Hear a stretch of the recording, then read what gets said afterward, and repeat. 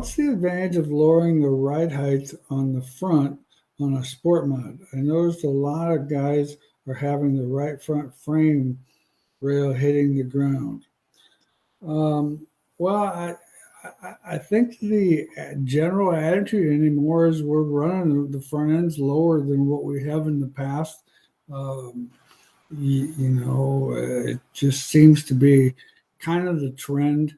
Um, it's changing the roll center a little bit by doing that because, of course, most cars were made with the front end to be a little bit taller. But once again, it gets it over on the right front, and I think it helps stick the front end better. What's your opinion, Chad?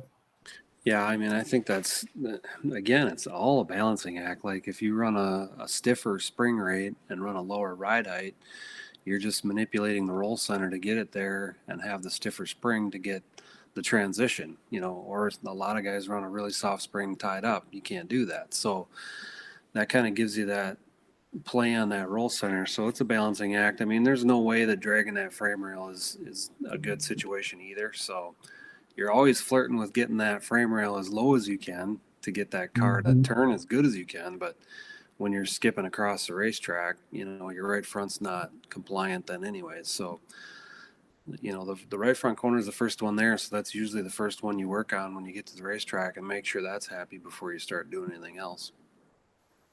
Yeah. Well, it pretty much dictates what all happens after that, in a sense.